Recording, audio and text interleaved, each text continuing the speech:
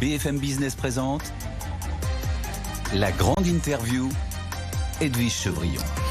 Bonsoir à tous, bienvenue dans la grande interview. On va parler de quelqu'un qui a un parcours quand même assez étonnant. C'est un centaure, une licorne. Bonsoir Jonathan Angelhoff. Bonsoir Edwige. Merci d'être là. Vous avez alors beaucoup de choses. Vous avez le cofondateur d'Aircall. Eh bien, du reste, vous étiez souvent sur BFM Business. Hein, oui, très souvent. Absolument. J'adore le plateau, décidément. Ah bah, voilà, et je crois que c'était moi, mais non, c'est le plateau.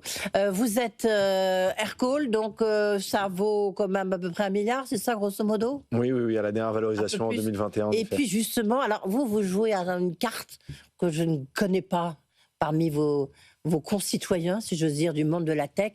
Vous jouez à la transparence financière, donc on connaît vos chiffres. Donc on y reviendra. Ça, c'est un point très important. C'est pour ça qu'on dit que vous gagnez de l'argent, vous êtes un centaure. Et là, pour le coup, il y en a très très peu. Je crois qu'il y en a que une centaine, c'est ça même pas. 150 dans le monde, c'est ça. 150 dans le monde, oui.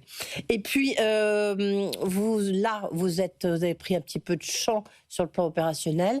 Vous êtes lancé dans l'immobilier, dans les hôtels. C'est ça. Parce que l'immobilier, c'est votre passion. Une de mes passions. Voilà, et puis vous publiez un livre, du reste dont on parle beaucoup dans la presse, Rien à perdre, parce qu'il faut dire que vous avez quand même une enfance, quoi qu'on puisse dire, difficile, voire extrêmement difficile. Et ce que vous cherchez à démontrer, c'est de dire que même si on n'est pas particulièrement doué, même si on n'est pas du tout gâté parce que circonstances difficiles, on peut réussir et vous donner quelques recettes. Peut-être on commence d'abord par Aircall, le digital. Ouais. Non ? Vous y connaissez encore toujours un petit peu, alors c'est ça. Ça va, ouais. Non, ce qui est intéressant, c'est que vous êtes plus de 33% de votre chiffre d'affaires, je crois, de Aircall, est aux États-Unis et à New York. Alors, aux États-Unis, de manière générale, oui. Oui, et puis le siège à New York. Est-ce que quand vous voyez ce qui se passe avec Trump, vous vous dites quoi? Au secours, ou vous vous dites au contraire, ça fait des opportunités? Alors, c'est marrant, tout au début, je voyais ça d'un bon oeil. Je me suis dit, c'est intéressant, on va mettre la tech un petit peu au milieu du village. Ça va pousser.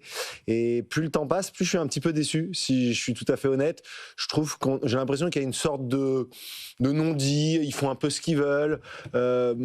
Elon Musk qui arrive avec son enfant à la Maison Blanche, moi je trouve ça très bizarre, on mélange le pro et le perso.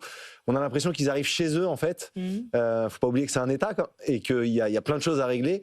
Et donc là, pour le moment, je suis assez déçu. Il y a eu beaucoup de grandes paroles. On va faire ci, on va faire ça. Vraiment énormément c'est très américain d'ailleurs, c'est de balancer des keywords comme ça, on se dit waouh, ça va être exceptionnel. Et ben en fait, finalement, il se passe pas grand chose. Et ça, moi, j'ai un peu de mal avec. On dit beaucoup de choses et on ne fait rien derrière. Mais en même temps, le fait d'avoir Elon Musk, il y a quand même un rôle clé, le moins qu'on puisse dire, sans doute un peu trop clé. Lorsque vous voyez même Apple qui a investi, c'est 400 milliards aux États-Unis, on voit, ils ont tous un peu...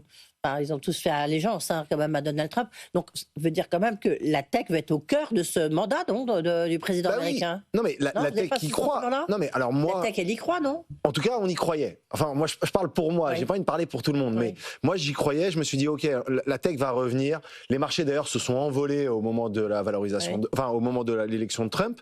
Et donc ça, c'était plutôt très positif. Et je le voyais moi aussi d'un œil positif pour Aircall, pour l'environnement tech de manière générale.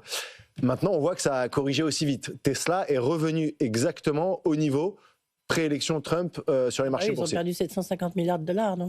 Alors, est-ce qu'il n'y a pas eu une petite bulle aussi? Oui, bien sûr. C'est peut-être aussi ça. C'est-à-dire qu'il y a eu un début de bulle. Et là, il y a eu une correction. Mais donc, Jonathan Angelhoff, là, vous vous dites quoi? Je vais les États-Unis, vous êtes comment? Vous vous dites parce que je crois que vous devez ouvrir quelque chose aussi sur la West Coast, sur la côte ouest. Est-ce que vous maintenez Bien sûr. Non, mais les États-Unis chez Aircall, ça a toujours été notre premier marché. C'est le premier marché d'Aircall. La France, ça représente 15%. Rappelez Aircall, ce que ça fait. Moi, je peux le faire, mais que ça soit vous. Aircall, c'est de la téléphonie d'entreprise dans le cloud, avec beaucoup d'IA et intégré aux outils métiers de la société. Donc intégré au CRM, intégré aux outils de service client, tout ça pour rendre la conversation entre deux personnes beaucoup plus effective, puisque lorsqu'on appelle un service client, c'est agréable de savoir qui nous appelle, quel est son historique, et de manière générale aussi, quand on appelle quelqu'un, on fait de l'appel sortant, c'est agréable de savoir qui on appelle en tant qu'agent. Et donc, voilà un peu ce que fait Aircall. Et récemment, depuis 2-3 ans, on a mis beaucoup d'IA. Avant même l'avènement de l'IA, on a commencé à mettre des agents vocaux, on a créé de l'aide à la décision. Donc, on parle avec un client ou on parle avec un prospect, on nous dit quoi dire, on nous donne un playbook pour être un petit peu plus efficient, etc. Et quelle intelligence artificielle? Parce que là, on voit quand même qu'il y a les Chinois qui ont... Bon, il y a DeepSeek, mais pas que. Hein, donc, il y a vraiment un bloc chinois, il y a un bloc américain. Bon, nous, les Européens, on est un peu au milieu. Est-ce qu'on a une chance d'émerger? Je ne sais pas, vous nous direz du reste. Mais vous, quel type d'intelligence artificielle vous utilisez? Alors nous, on a développé en interne une grande partie, puisque nous, c'était vraiment avant qu'on parle de OpenAI, de Mistral. Tout ça, Mistral n'était même pas créé. Hein, et donc, on a développé quand même une grosse partie nous-mêmes. Maintenant, on s'appuie sur différents types d'IA et en fonction de ce dont on a besoin, on va adapter l'outil qu'on utilise. Donc on n'a pas fait un choix unique en se disant c'est lui le meilleur provider et on va faire que ça. On a vraiment essayé, nous, d'avoir quand même notre indépendance et surtout, on a des besoins assez spécifiques qui sont très métiers et donc on le développe en top. Ouais. Je disais transparence financière, transparence aussi sur le plan digital. Presque 200 millions, on peut dire, de dollars de chiffre d'affaires en 2024, contre 155 en 2023, donc bonne progression. Et puis vous avez justement, vous avez révélé avoir 132 millions de revenus récurrents annuels, qui c'est en 2022. En 2022, aujourd'hui c'est combien? On approche les 200 millions, c'est ça. On approche les 200 millions d'ARR. C'est ce qu'on appelle l'annual recurring revenue. Donc c'est là pour ça qu'on dit que vous êtes Centaure, parce que vous gagnez de l'argent. L'intro au Nasdaq. Alors Centaure, c'est au-delà de 100 millions. Oui. Au-delà de 100 millions, on devient Centaure. Maintenant, on essaye de devenir des chameaux. D'accord, ok. Et vous êtes chameau à partir de quand? Non, chameau, c'est quand on est rentable. Mais bon, c'est quelque chose que j'ai complètement sorti de ma tête. Parce que ça n'existe pas d'être rentable quand on est... Voilà, c'est ça. Et donc, nous, on s'est vraiment attelé à partir de fin 2022 à se dire maintenant Aircall doit devenir rentable. Et donc toute l'année 2022, fin 2022, début 2023, ça a été comment Aircall maintenant va devenir rentable, comment on va construire la nouvelle partie de l'histoire, qui est une histoire d'une société rentable. Et donc depuis fin 2024, on est en effet rentable. Oui, ce qui est rare, et en plus vous le dites, enfin, c'est bien, parce que encore une fois, ça n'existe pas beaucoup dans votre univers. Le Nasdaq, parce que moi j'ai lu des déclarations justement en 2022, le Nasdaq c'est pour la cotation en 2024. Donc là, ça y est, 2024 c'est terminé, nous sommes en 2025. La crise est passée par là. La crise est passée par là, sérieusement. En fait, non, mais si je suis tout à fait sérieux, l'introduction en bourse, c'est évidemment quelque chose qu'on a en tête. Évidemment, en 2021, quand on parlait d'introduction en bourse, ça paraissait assez naturel. Oui. Les marchés ont entre-temps quand même été beaucoup dans le rouge, beaucoup de valorisation ont dévissé, etc.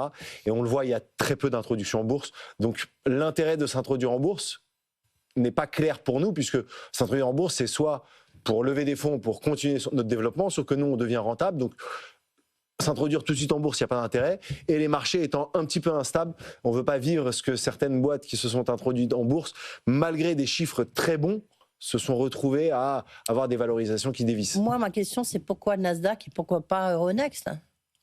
Pourquoi? Pour être tout à fait honnête, très tôt, avec Aircall, on s'est dit on va devoir aller aux États-Unis si on doit réussir quelque part. Et le logiciel, de manière générale, lorsqu'on veut réussir dans le logiciel, il faut d'abord réussir aux États-Unis pour réussir ailleurs. Ça, on est d'accord. Voilà. Bon. Et donc, très tôt, on s'est dit il faut que tout notre chiffre d'affaires, une grande partie de notre chiffre d'affaires, en tout cas, vienne des US. Alors, on a fait 33-34% selon les années. Ce qui est pas mal, mais c'est notre marché numéro 1. Et pourquoi les US? Parce qu'aujourd'hui, mine de rien, les marchés boursiers cotent mieux les boîtes tech aux US qu'en Europe. On le voit, les introductions en bourse en Europe, on en voit très peu. Ouais. Moi, le premier, j'aurais été ravi de le faire. Mais on le voit encore, les marchés européens sont mal à l'aise. Pourquoi? Parce que même les ventures capitalistes ne sont pas encore là-dedans. Et moi, je vous parle de mon expérience personnelle, mais quand on était en 2018-2019, où Aircall commençait à être valorisé 100 millions, 200 millions, les VC français étaient mal à l'aise avec cette valorisation, étaient là, mais je vois pas trop comment je peux rentrer à cette valeur, parce qu'en fait, moi, je n'ai aucun exemple de société qui ont été valorisées plus de 500 millions ou qui ont eu une sortie au-delà de 500 millions, donc je ne sais pas faire. Donc quand les VC déjà vous disent ça en Europe, on est obligé de prendre nos dispositions. Alors de l'autre côté, Goldman Sachs vous dit, moi ils ont tout à fait l'habitude. Ouais. Votre actionnariat aujourd'hui, Vous avez combien? Parce que vous avez 2 cofondateurs.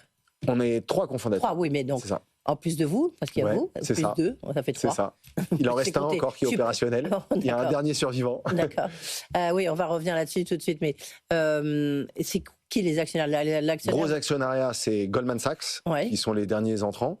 On a Balderton Capital également, qui est notre premier investisseur, avec Bernard Liotto, qui est un bel exemple de réussite, notamment avec, en étant le premier Français à avoir introduit une boîte au Nasdaq, exactement. Et après, on a une multitude, on a des TCP, des fonds un peu telco. Très peu de Français. Si on a New Fund en français qui sont rentrés tout au début aussi, et donc on était ravis. Mais dès lors qu'on a passé une certaine capitalisation, il n'y avait plus de Français. Alors racontez-nous, c'est le moment de faire le lien avec votre histoire quand même, parce qu'il faut, même si ici on parle beaucoup d'économie et de business, votre histoire elle est quand même un peu folle. Vous avez eu envie d'écrire ce livre, Rien à perdre. Alors, quand je vous dis, mais vous n'êtes pas un peu jeune, puisque vous avez 38 ans, pas un peu jeune pour écrire votre biographie un peu à la Xavier Niel, vous m'avez dit non, c'est pas du tout une biographie, ça serait trop prétentieux. Pourquoi vous avez écrit ce bouquin ? Pourquoi je l'ai écrit ? On me le demande tout le temps et la réponse a été, ça m'a mis du temps même moi à comprendre pourquoi, mais parce que j'avais envie en fait de transmettre quelque chose. Je suis jeune, vous avez raison, et je suis loin d'avoir fini ma vie. Moi, moyennement jeune quoi. Bon, j'essaye d'avoir toujours l'impression d'être jeune. Non mais ce qui est clair, c'est que souvent on se dit on écrit une biographie quand on est au sommet de sa carrière. Moi, je ne considère pas du tout avoir fini ma carrière ou être au sommet. Au contraire, je me dis en tout cas, j'ai appris beaucoup de choses ces 10 dernières années avec Aircall et j'avais envie de transmettre. Je reçois énormément de messages hyper gentils, que ce soit sur les réseaux sociaux, que ce soit par mail, un peu partout. Et beaucoup de gens veulent apprendre en fait et ils me disent j'aimerais pouvoir savoir comment tu as fait ça en venant de ce monde. Il faut dire que quand même, on va en dire 2 mots.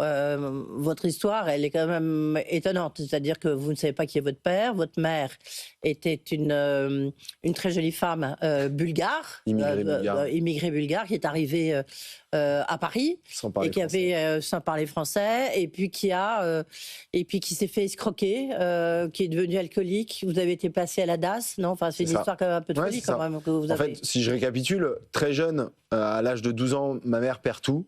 Se fait escroquer, hein, j'explique tout dans le livre. Un mec qui fait le Ponzi. Voilà, c'est ça, une sorte de Madoff local. Et à partir de ce moment-là, la vie bascule. Je me retrouve en famille d'accueil à l'âge de 12 ans, placé en banlieue parisienne. Et là, je passe de foyer en famille d'accueil. Je fais 3 familles d'accueil, un foyer, et ça jusqu'à mes 18 ans. Et donc c'est vrai que sur le papier, j'avais vraiment rien pour réussir. Et toute ma vie, on m'a dit, Jonathan, ne vise pas trop parce que tu ne pourras pas aller en haut. Et donc toute ma vie, je me suis mis un peu j'avais ce sac à dos derrière moi qui me suivait, qui était un peu plus lourd que les autres. Et je me disais, bon, on va faire du mieux qu'on peut. Mais au fond de moi, j'avais quand même cette flamme où je voulais pas laisser faire le monde et mon environnement choisir pour moi. J'appelle ça la double peine. Vous avez envie de réussir votre vie quand même. Alors, vous lancez, vous avez quand même l'ordinateur chez votre mère, que vous voyez de temps en temps. Et c'est là où vous commencez à faire votre petit business. C'est ça. Et puis vous rachetez avec des prêts étudiants, vous rachetez une petite chambre de bonne, 2e, une 3e, c'est ça ? Donc très tôt, en fait, je m'intéresse à Internet. À l'âge de 10 ans, en fait, j'ai mon premier ordinateur. Donc avant que maman fasse faillite et perde tout, en fait, on a eu les moyens de s'acheter un ordinateur. Ce qui était bien, puisqu'on est là en 1996-97. Et je m'intéresse tout de suite à Internet. Je fais des petits sites Internet. J'achète des produits sur Internet que je revends un peu plus cher en France. J'achète en Chine, je revends un peu en France. Voilà. En fait, je fais du dropshipping avant le dropshipping. Et à 18 ans, je suis assez passionné d'immobilier en fait tout ce temps, puisque je perds ma maison en fait, et je crois que ça crée quelque chose en moi, le fait de perdre ma maison, de plus avoir de maison de mes 12 à mes 18 ans. Il y a quelque chose qui se crée en moi qui est une passion pour l'immobilier, une passion de posséder un bien, une passion d'avoir un lit, d'être chez soi. Et donc à 18 ans, j'ai un petit peu d'argent de poche, enfin un peu d'argent de poche, j'ai économisé un petit peu d'argent. Et avec cet argent, je vais faire un prêt étudiant et je vais acheter ma première chambre de service à Paris, dans le 10e arrondissement, un 6e étage sans ascenseur. Et je la rénove de mes mains pratiquement. Et je me rends compte que je la loue très facilement quelques mois après l'avoir rénovée. Et là, c'est un peu le début, j'en achète plusieurs et j'en achète plus de 10 de mes 18 à mes 21, 22 ans à peu près.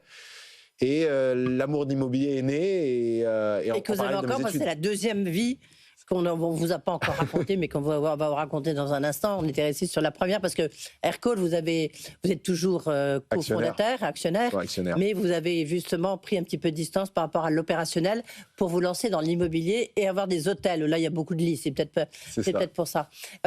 Et dans votre livre, en fait, qu'est-ce que vous dites? Enfin, moi, je l'ai lu. Donc, vous dites qu'il faut avoir une attitude de fondateur, de founder. Et non pas, alors qu'en général, on dit plutôt il faut faire de corporate, manager, etc. C'est quoi une attitude de founder, de fondateur, de créateur? En fait, il y a, pendant des années, dans le milieu de la tech, et les VC le savent, et j'ai pas honte de le dire, on nous dit il faut rentrer dans les cases du monde corporate. Donc, vous devez réfléchir comme des corporate et des C-level, c'est le fameux C quelque chose, donc CEO, COO, CFO, voilà, tous les C-chiefs, tous les chefs, entre guillemets. Et on nous met toujours dans ces cases-là, et c'est vrai que moi, le premier, j'ai essayé de rentrer dans ces cases-là pendant des années, à me dire, Jonathan, sois plus corporate, prends des décisions très corporate et ne pense pas toujours comme un fondateur de société, donc comme quelqu'un qui est un créateur.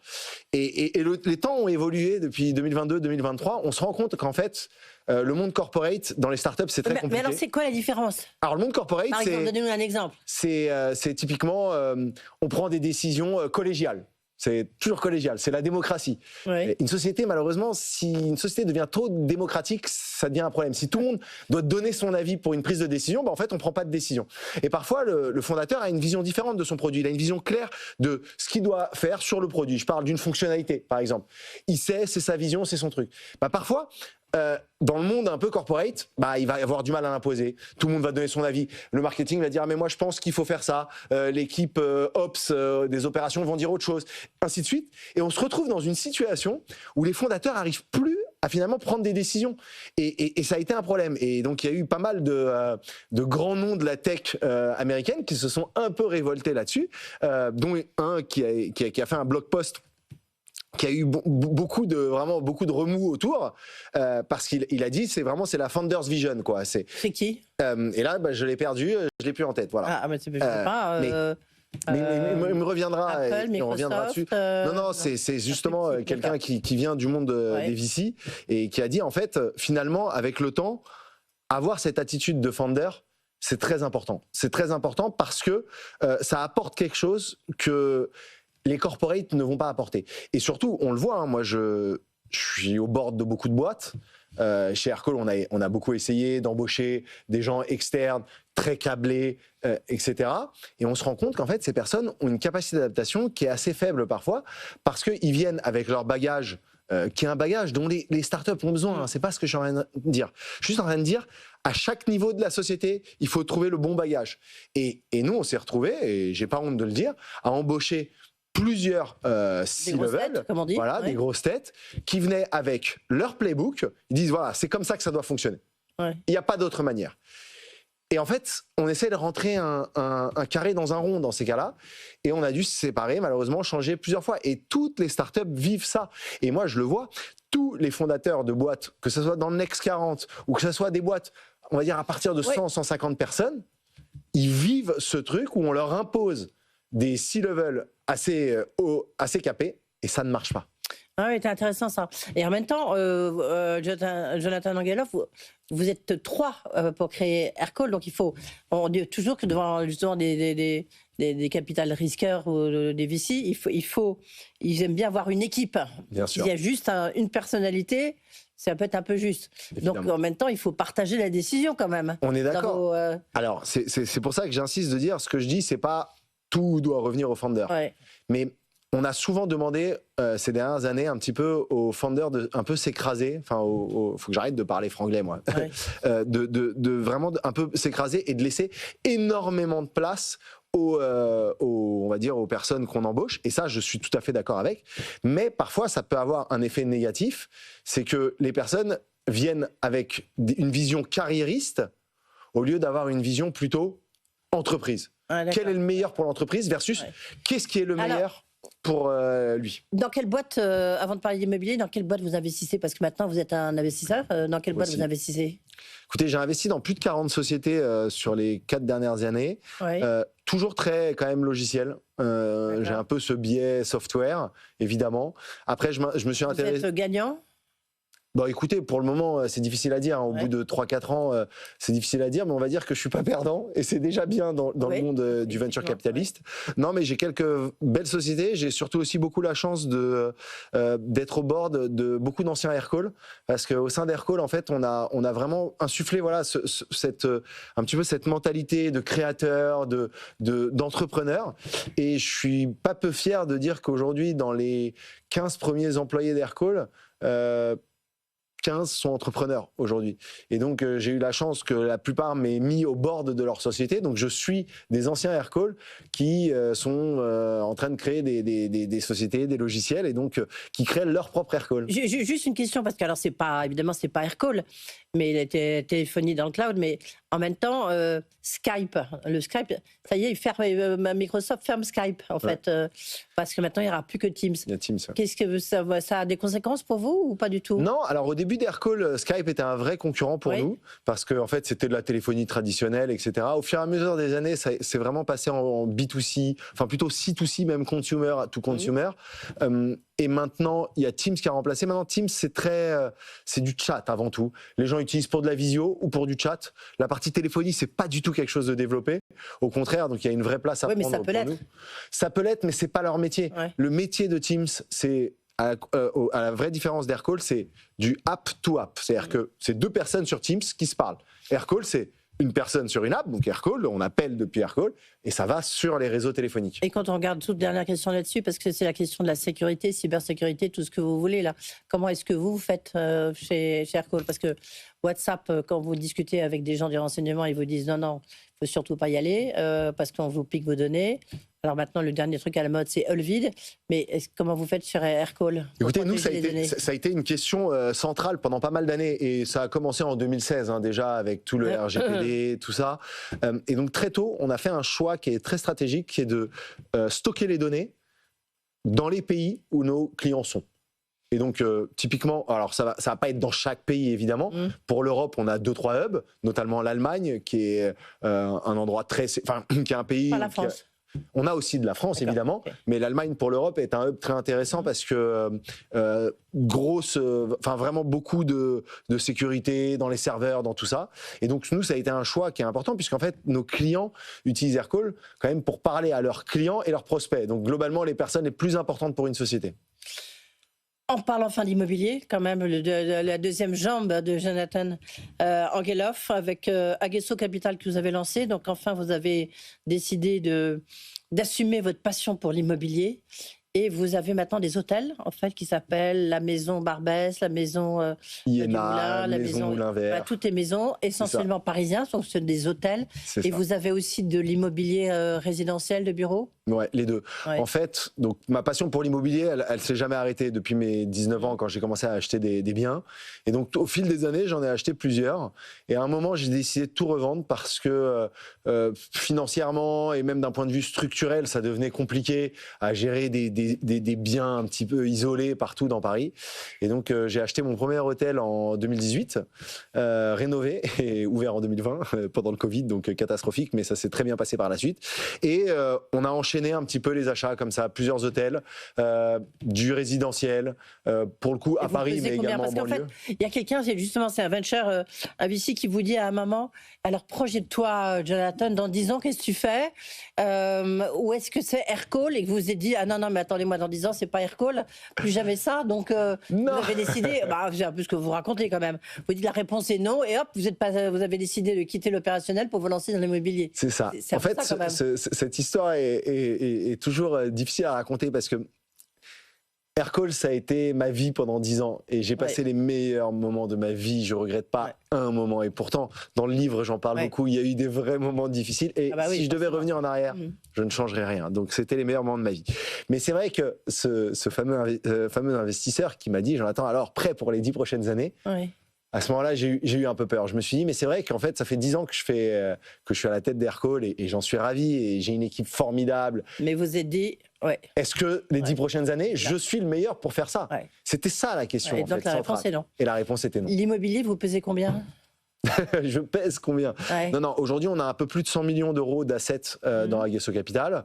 Et c'est un mix, comme je disais, d'immobilier résidentiel, de bureaux, mais surtout de l'hôtellerie. On se focus dans l'hôtellerie. Et d'ailleurs, même au sein d'Aguesso Capital, maintenant, on a un club d'investissement où les gens peuvent même investir à nos côtés. Et ça, je l'ai fait parce qu'on me l'a beaucoup demandé. Et mon entourage, que ce soit des gens qui ont gagné beaucoup d'argent ou des gens qui ont juste envie d'investir dans l'immobilier, mais qui n'y connaissent rien, et ben, on a créé au sein d'Aguesso Capital ce club d'investissement où vous pouvez investir et avoir les mêmes rendements que moi. Et moi, l'objectif, évidemment, c'est de pouvoir permettre à des gens d'investir dans l'immobilier alors qu'ils ne le faisaient pas. Et j'ai un entourage infini de gens qui me disent « je vais acheter mon appartement, je vais acheter ci, je vais acheter ça », ils ne le font pas.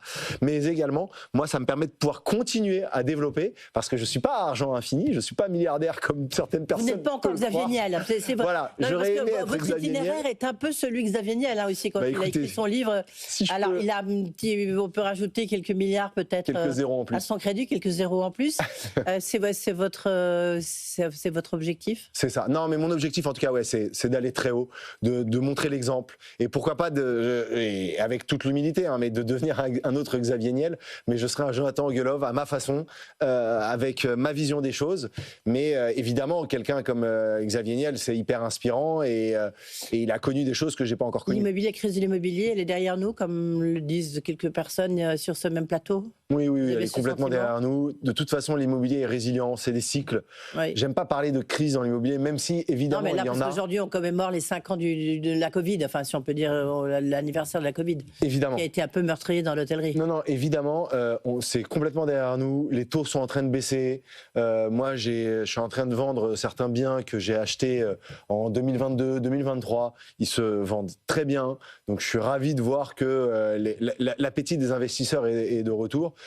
Puisque les taux baissent, donc les taux de rendement aussi que les investisseurs attendent sont à la baisse, donc c'est positif pour tout le monde dans le milieu. Alors c'est une question qui n'est pas personnelle malgré la question, mais si vous avez un enfant, je ne sais pas si vous en avez, ça ne me regarde pas, encore. Mais voilà, pas encore, mais vous allez lui apprendre quoi? Parce que lui, il sera pas comme vous, il n'aura pas la même histoire que vous. Vous allez en faire quoi? Vous allez lui demander de passer des diplômes, vous allez l'envoyer à l'autre bout du monde, qu'est-ce que vous allez lui inculquer pour essayer de mettre en pratique ce que vous conseillez aux gens qui vous lisent? Je vais lui inculquer, moi, ce que j'ai vécu, en fait. Et je vais lui donner ce qu'il lui faut pour se nourrir, se loger et s'habiller. Mais ça ira pas beaucoup plus loin que ça. Je lui prendrai énormément l'humilité, je le mettrai dans une situation où il va falloir travailler assez jeune s'il veut de l'argent de poche. Non, je serai pas du tout le papa gâteau, justement, à lui donner tout ce que moi j'ai pas eu. Au contraire, parce que je regrette rien dans ma vie et c'est parce que j'avais rien que je me suis mis dans cette tête que j'avais rien à perdre et que j'irai tout droit. Au contraire, je veux pas un enfant qui se suffise et qui se dise de toute façon, j'ai papa et ça va le faire, même si j'en fais pas grand-chose. Je veux qu'il se sente à risque et je veux qu'il travaille plus que les autres. Voilà. Rien à perdre. Voilà, c'est publié chez Alicio. C'est le livre donc de Jonathan Angelov. C'était très intéressant et touchant et en même temps, on apprend des choses. Peut-être faire fortune grâce à vous. Il n'est jamais trop tard.